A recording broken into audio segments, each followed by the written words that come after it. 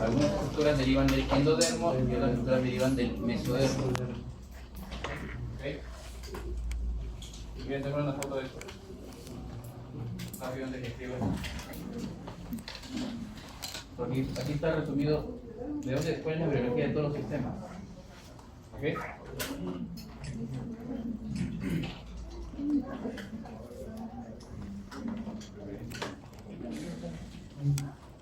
Ok.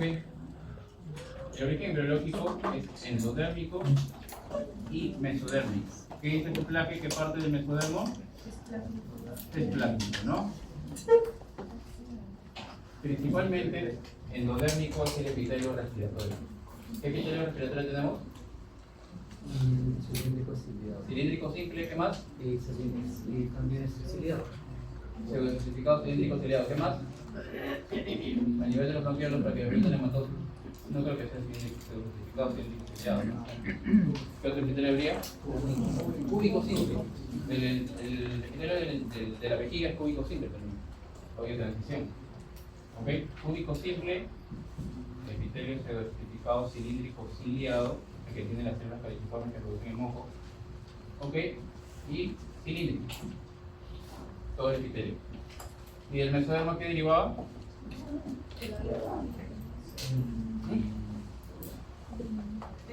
Tejido conectivo. ¿Qué tejido conectivo tenemos? Las pleuras. Visceral y parietal. ¿Qué más tenemos? Los cartílagos, dirían de acá. ¿Qué más tenemos?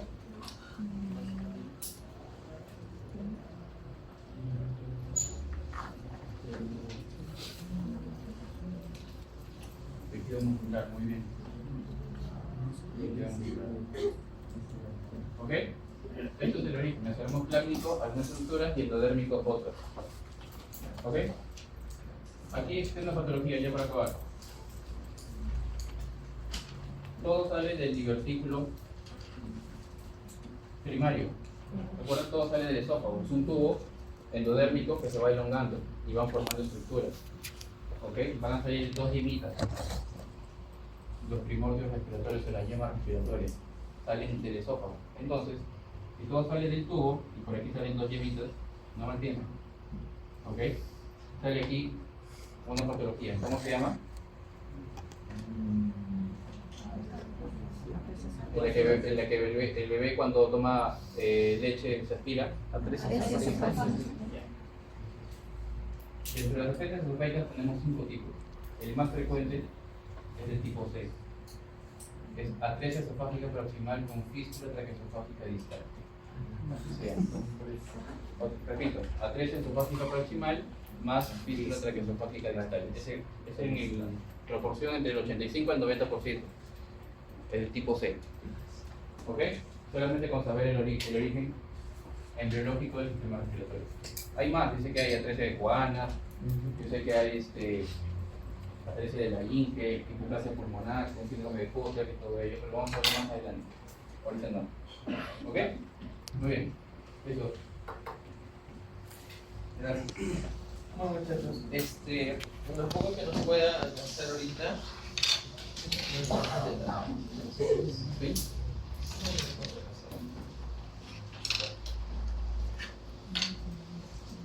¿Qué temas van a entrar para endocrino en este examen? Si bien es cierto, endocrino es todo un capítulo extenso, lo que vamos a valorar es generalidades de endocrino, ¿ok? Es decir, eje hipotálamo hipoficiario tienen que dominarlo. Y respecto al mismo, las hormonas más representativas, tanto adeno como neurohipoficiarias. Y dentro de ellas, una de las que más hemos hablado y creo que más hemos abordado desde el seminario 1 en cardio es la hormona CYP, ¿no? Entonces, esa hormona ustedes deben de dominarla. Y en relación al mismo, las patologías también asociadas. Luego está ya de adeno, hipófisis, GSH y la relación de síntesis hormonal epitelial, que hablaremos un poquito de importancia. Y también la parte de páncreas o insulina y glucagón. ¿Ok? Entonces, eso por favor revísenlo bien. No vamos a abordar tanto las sexuales todavía, pero es así. Y cuando hablamos de adeno y neuro, obviamente en adeno está ACTH, está prolactina, está la hormona de crecimiento. Por lo menos revisen las cosas más representativas de ellas. Sí, porque algunas de esas las hemos conversado previamente en el ciclo pasado, algunas no porque no tuvimos el cual endocrino, pero no es que vayamos a ahondar tanto en eso, pero sí por lo menos las cosas mínimas que deberían de saber. Ya para la segunda parte, es decir, la segunda mitad del ciclo, ahí sí tiene que estar un poquito más ahondado. ¿Está bien? ¿Está bien? ¿Está bien? Sí, está bien. Dentro de todo. Aquí hay una imagen que representa lo que vendría a ser la parte de Hormona,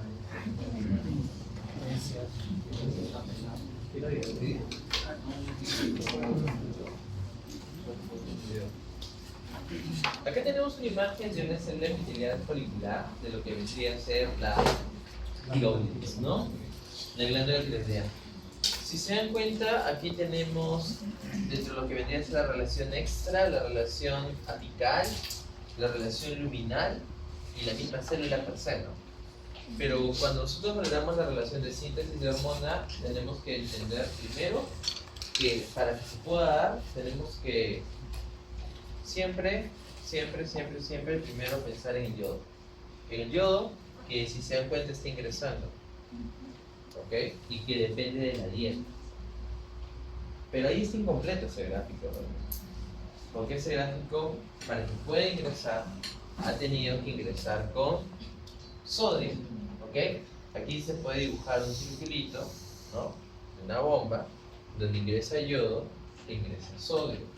Entonces, este es un sin portador, porque ambos están a favor de la gradiente. Es un cotransporte, ¿ok? Es un tipo de transporte activo primario, ¿verdad? Secundario, porque es un sin portador. ¿Podrá ser un target? Sí, por eso lo estoy mencionando. Porque ahí vamos a poder nosotros también repercutir.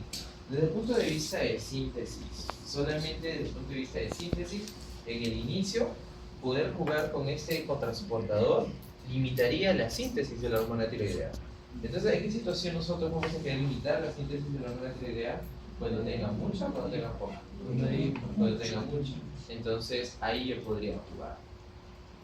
Y ahí tenemos dos medicamentos que pueden utilizar, que son el tiocianato y el perclorato, ¿no? Son medicamentos que bloquean qué tipo de transporte. Entonces, ¿qué tipo de transporte bloquean? Sin porte, pero en las claves de sin porte, activo secundario, ¿no? Es decir, a veces no te ponen el tipo de transporte activo secundario, ¿verdad? Porque si tú hablas de tipo de transporte, primero tienes que precisar si es primario o secundario y luego haces la aclaración. Y a veces en las claves, justo en el salud estaba revisando preguntas, ya salieron las bases de salud, espero que se presenten todos, ¿ok? Todos, espero que se presenten. Y vean también y se reten ustedes mismos a hacer justamente ese tipo de examen, porque estoy seguro que les va a ir bien. Ahí, por ejemplo, a veces no precisan el tipo de transporte activo secundario, sino ponen solo activo secundario. Y está bien, porque sí es activo secundario. Pero si ya quiero ser un poquito más específico, como muy bien ha dicho su compañero, es un sin portador. Y si no viene la palabra sin portador y viene contratransportador, también está bien, porque es lo mismo. Lo único que sería diferente es que diga contratransportador o que diga antiporte. ¿Por qué? Porque ahí está en contra de la gradiente. En cambio aquí, por eso digo que ese dibujo está bonito, pero está un poco incompleto. Porque en realidad aquí deberíamos haber puesto una bolita. No sé si funciona el lápiz. Pero lo malo es eso. Ya lo malo. No lo puedo escribir. Entonces, si hago la bolita ahí, sería con yodo y sodio. ¿Sí? Pero sí entienden lo que hablo, ¿no? Sí. Yodo y sodio. En Constanzo sí está la imagen más completa. Que me imagino todos deben tener ese libro por ahí. Cuando ingresa el yodo, Pero al mismo tiempo, porque esta es una serie de eventos que suceden al mismo tiempo, se ha estado sintetizando la tiroglobulina, por eso dice síntesis de tiroglobulina. La pregunta es, ¿se sintetiza a partir de qué? Y se sintetiza a partir de la tirosina. ¿Ok? ¿Y qué es la tirosina? ¿Qué es la tirosina? Sí, pero falta una cosita. ¿Es un aminoácido per se aislado? No, pero sí deriva. Es un aminoácido hidroxilado. ¿Ok? La tirosina es la fenilalanina hidroxilada. Es decir, como muy bien dice Jorge, el aminoácido sí es la fenilalanina, es un aminoácido esencial, pero al hidroxilarse, ya saben que hidroxilarse es agregarle un grupo H, ¿no? Entonces se denomina tirosina. Que igual que el que favorecía lo que vendría a ser la síntesis de acetilcolina, sí. Porque, disculpen, de las catecolaminas, sí. Porque en las catecolaminas tú necesitas primero a la fenilalanina. En colinérgico vimos que la síntesis empieza con el ingreso de colina, ¿verdad? Pero en la vía simpática no lo hemos hecho, pero me imagino que lo debes de recordar. El proceso empieza con el ingreso de fenilalanina, por si acaso. Entonces la fenilalanina ya saben que es un aminoácido que al hidroxilarse se llama tirosina. En este caso igual, se da y a nivel de retículo endoplasmático rugoso se sintetiza la tiroglobulina y se almacena en vesícula, por eso lo ven así. Luego, ¿qué va a pasar? Como eso sucede al mismo tiempo, luego se da la liberación gracias a un potencial de acción y gracias a que la TSH, que es la hormona estimulante de tiroides, ¿verdad?, llega a su receptor y favorece que se pueda dar lo que vendría a ser la liberación de los hormonas. Pero al mismo tiempo también favorece la síntesis. Entonces ingresa el yodo y aquí hay un canal más que no lo he escrito, que es el canal de pendrina, ¿sí? Entonces el canal de pendrina, ¿en qué cara se encuentra? En la cara luminal. ¿Y el simportador en qué cara se encuentra? En la cara. En la apical, en la vasolateral, ¿sí? En la apical, eso es importante, a veces en las preguntas ya de teoría, porque ya pasaron la experiencia oral. Ahora en la experiencia escrita, le ponemos un caso y luego relacionado, no sé, a síntesis, y en las claves ponemos, y el receptor que se encuentra en la cara vasolateral. Pero el receptor de pendrina, o el canal de pendrina, disculpen, no está en la vasolateral, está en la de luminal. No, apical tampoco, apical es lo mismo que vasolateral. Está en la luminal. ¿Y para qué me importa esto? Porque también hay una situación clínica asociada que es el síndrome de Pendred. En el síndrome de Pendred, lo que sucede es que obviamente no se expresa en el canal y no ingresa el yodo. Y también hay un canal de pendrina en el oído. Por esa razón, el paciente cursa con vértigo y trastorno en la audición. Y también problema de síntesis hormonal tiroidea, ¿no? Un paciente con tendencia al hipotiroidismo, con trastorno auditivo y vértigo, ¿en qué podrías despertar? Un síndrome de Pendred. ¿Dónde está el target? Canal de pendrina. Ingresa el yodo y aquí viene lo más bonito desde el punto de vista del proceso, porque aquí se dan tres eventos, que es gracias a un target, que es una enzima que es la tiroidoperoxidasa, la famosa TPO. La TPO es la tiroidoperoxidasa, ¿sabemos bien? ¿Y qué es lo que va a pasar con esto? Esta enzima va a permitir tres procesos. Si en el oral les preguntamos qué procesos se dan gracias a la tiroidoperoxidasa, no tienen que ustedes ahí inventarlos. Están escritos en la pizarra. ¿Cuáles son? Oxidación, organotización y acoplamiento. ¿Qué, los tres? Sí.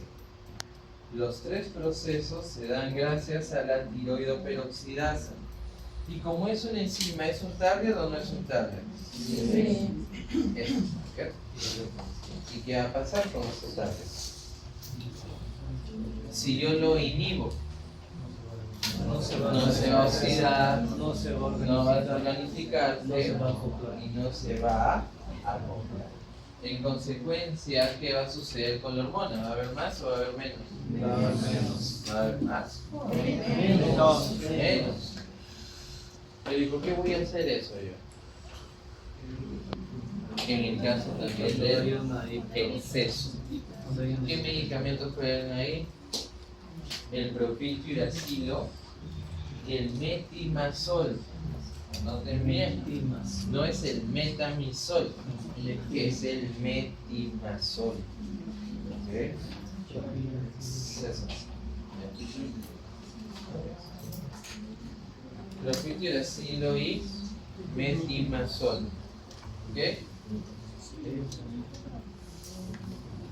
Propiltiuracilo y metimazol. Porque el metamizol, ¿qué es, estimado?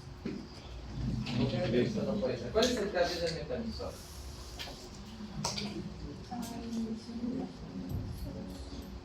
Las COX. Es un AINE. El metamizol es un AINE. ¿En qué situación lo vamos a utilizar el metamizol, Max? ¿En qué situación lo vas a utilizar como médico? ¿Para el dolor o tanto? Para la fiebre.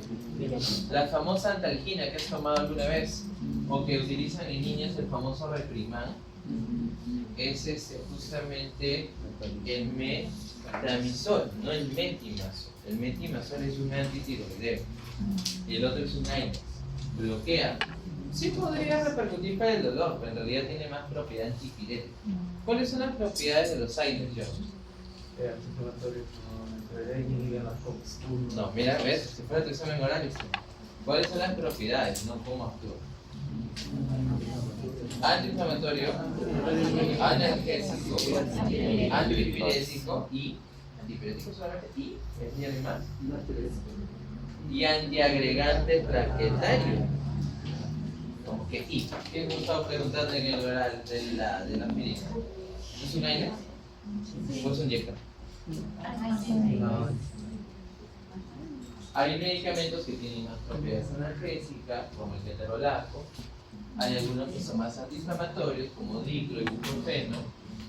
Hay algunos que tienen más propiedad antipirética, como el metamizol. Y la aspirina, que es el referente antiagregante plaquetario. Pero, siempre hay un pero. ¿La aspirina puede comportarse como un antiinflamatorio, Enrique? Sí. Segunda dosis. ¿En más o en menos dosis? Más dosis. En más dosis. ¿En qué situación clínica está utilizando? En la enfermedad inflamatoria intestinal. ¿Sí? En más dosis.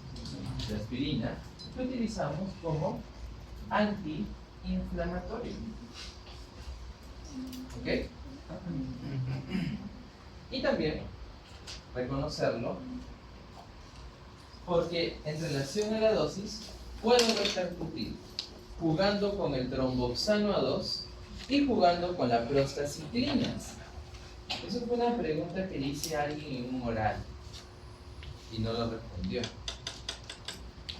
¿verdad? Porque si el aspirina bloquea a la COX, estaría repercutiendo en la síntesis de prostanoides, pero los dos derivan del mismo ciclo, pero los dos tienen respuestas diferentes. Uno agrega y el otro inhibe. Pero estás bloqueando la misma vía, ¿por qué no hace uno o hace otro? Está asociado a la cinética, no a la dinamia. Por eso no solamente es importante la dinamia. En ese curso estamos jugando con ustedes más con la dinamia, pero en realidad la cinética, las dosis también son importantes, pero no le estamos preguntando dosis. Deberíamos. ¿Lo haremos o no todavía? Sí, no, deberíamos. Porque en la cinética están estos detalles del comportamiento del medicamento. Entonces, ¿tiroido peroxidasa solo para medicamentos? No. También para la pregunta del examen oral que ustedes no tuvieron, soy cero, porque no le pudimos hacer cero, ¿verdad? Entonces en la media de los otros salones repetimos. Entonces, ¿qué pasó ahí? Les pregunté en el examen oral a los otros salones de entrada, causa más frecuente el hipotiroidismo primario. y me pusieron enfermedad de Gress-Basedow y no sé qué otras cosas me inventaron, cuando la causa más frecuente era la tiroiditis de Hashimoto. Pregunta recontra manipulada en exámenes también, ¿no? ¿Y cuál es el target de esa situación autoinmune? Es la tiroidoperosidad. Y es primario porque está sucediendo en la glándula tiroides, ¿no? Entonces la tiroiditis de Hashimoto, el problema está que la tiroidoperosidad se bloquea. Entonces, ¿qué nos sucede? No se oxida, no se organifica y no se absorbe. Y el paciente va a cursar con un T3, T4, disminuido obviamente. ¿Por qué no se está dando este proceso? No se te va a ocurrir ahí darle un perclorato, un propitoxilo, ¿no? Si de por sí se está repercutiendo ese proceso. Entonces, en la oxidación, 2 más 2, se organifica. En la organificación se unen con los residuos de tirosina, entonces forman MIT, DIT. ¿Qué significa MIT, DIT? Es monoyodo, diyodo, T3 es triyodo, y la 4 es tetrayodo, pero conocido como tirosina, ¿no? Entonces ahí tenemos. Pero la organificación es la formación de la relación básicamente de MIT y DIT nada más. Y luego en el acoplamiento, su mismo nombre lo dice, es la unión. Entonces en el acoplamiento sí se une un MIT con un DIT. 2 más 1, 3. Y 2 DIT. 2 más 2, 4. Entonces, ¿cuánto hay? Forma reciente, 3 y 4. Y luego, bueno, ya está sintetizado, están acopladas, pero de nada sirven que estén en el coroide, tienen que salir. Por eso, por exocitosis, regresan a la célula, ¿verdad? Endocitosis. ¿Okay? Ahí lo pueden encontrar como pinocitosis, porque la pinocitosis es un tipo de endocitosis. ¿Okay? Ingresa, ¿y qué va a pasar? Entonces ahí hay 2 caminos, ¿no? Uno es que se queda hasta que llegue el estímulo, monoyodo y diyodo se va a reciclar como residuos nada más, por eso hay un proceso de desyodación. Y los que salen son T3 y T4, donde T3 ya saben que es la más activa, y en relación a T4, gracias a las 5-desglobinasa se transforma en T3 para que luego pueda actuar. Y cuando salen al capilar, ahí tiene que venir su carrier, ¿no? Su transportador, que es su Uber.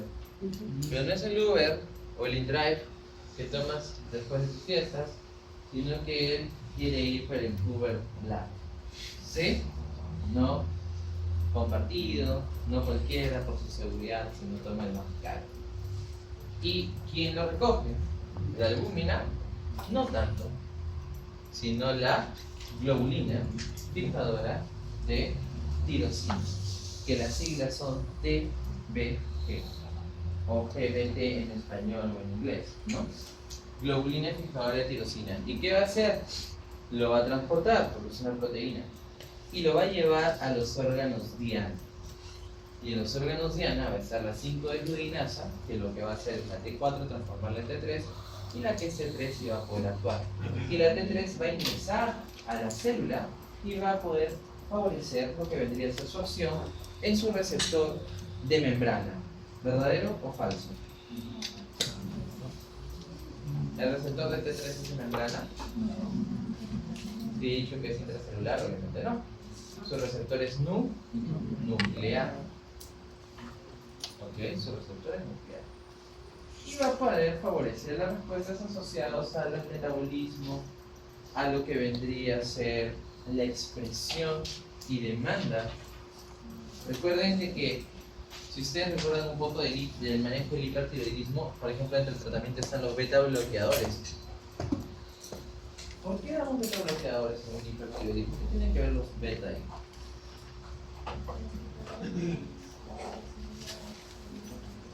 Solo porque. ¿Pero por qué? ¿Por qué sucede eso?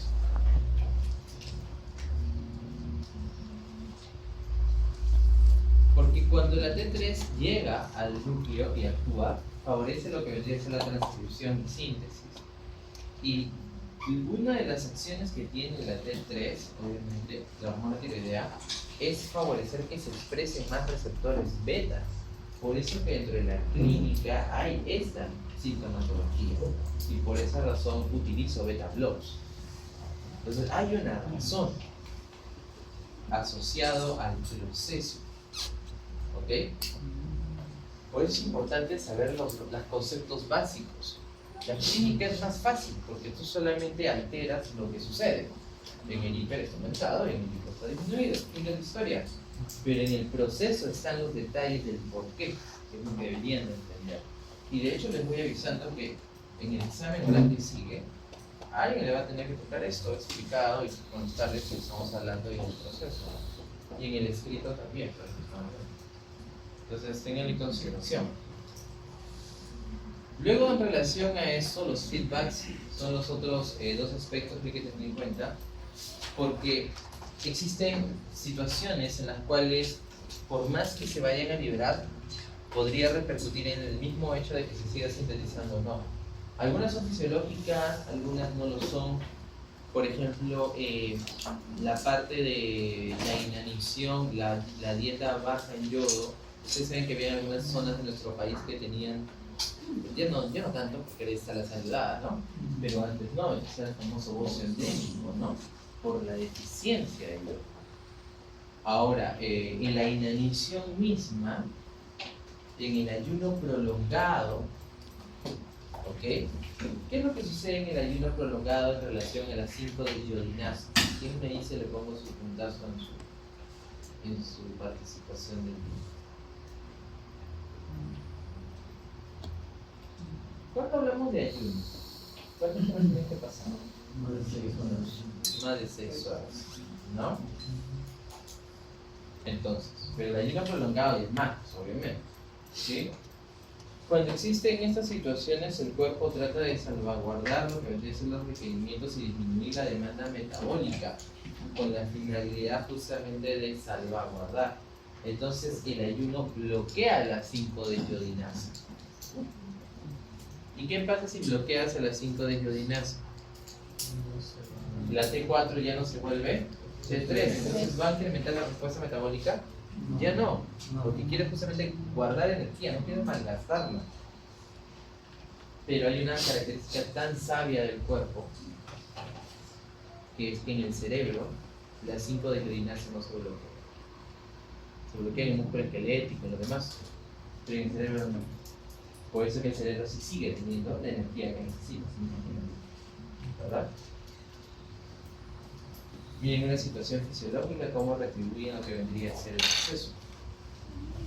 Un paciente hepatópata, por ejemplo, les preguntamos en el examen oral si había alguna alteración hematológica y algunos dijeron que no. Cuando la respuesta era sí, porque en el hígado se da la síntesis de varias proteínas. Entonces, si se ven comprometidas los factores de la coagulación, el paciente iba a tener un problema asociado a una diálisis hemorrágica. Eso es lo que tendrían que haber dicho, pero no dijeron así. Si por ejemplo yo tengo un hepatópata, podría tener alguna alteración respecto a la síntesis o respecto a lo que podría ser la calidad o acción de las hormonas tiroideas, y la respuesta es que sí. No tanto la síntesis necesariamente, pero sí el problema estaría asociado a la acción, porque el Uber Black no va a llegar, entonces no se va a poder transportar. Y si no se transporta, ¿qué sucede? Se queda libre de plasma. ¿Y qué va a pensar tu cuerpo? Que hay mucha hormona. Pero doctor, pues no está llegando. Es como la diabetes, hay mucha glucosa, pero no llega a la célula. Hay mucha hormona. ¿Y qué va a pensar tu cuerpo? No, Enrique está en apuros, tengo que ayudar. ¿Qué va a hacer? Un feedback negativo. Y le va a disminuir la síntesis. Y eso que no está haciendo efectiva la acción, pero está repercutiendo en la síntesis. Eso sí es una situación patológica. Hay situaciones fisiológicas como en el embarazo. En el embarazo se ha demostrado, ustedes saben que la globulina fosfato tirosina también tiene un tiempo de vida medio, debería catalizarse, pero en el embarazo se inhibe este catálisis y la globulina fosfato tirosina queda más tiempo. Entonces, ¿qué va a suceder? Va a estar mucho más tiempo con la T3 y la T4. la va a dejar libre, ¿qué va a censar el cuerpo de los gestantes? Que hay menos estrés. ¿Y qué va a pasar? Va a realmente. Pero como es fisiológico y es compensado, en realidad la clínica es de un eutiroideo y no hay ningún problema. ¿Cómo pueden deducir todas esas cosas? Porque saben lo que normalmente hacen. Si no saben lo que hace, van a tener que memorizar. Y ya se dieron cuenta que en este curso la memoria no es tan buena. Tienen que entender. Entendiendo lo van a hacer bien. Muy bien. Entonces, de manera concisa, les he tratado de dar los aspectos más representativos. Obviamente tienen que revisar un poquito más. Y más los temas y o las dinámicas que vamos a ver aquí para poder de repente reforzarlos un poquito. Pero más allá de eso, ustedes por favor revisen los aspectos que les estamos mencionando y leanlos para que les puedan tener una guía. En esta parte de la colina que es tan bonito y también muy importante, la clínica. La clínica es muy importante. Ustedes saben que siempre van a haber más diabetes, ¿no? Pero también una patología tiroidea también es relativamente frecuente en la práctica en el primer nivel de atención. Sin más, estimados, ¿tienen alguna duda? Ya que están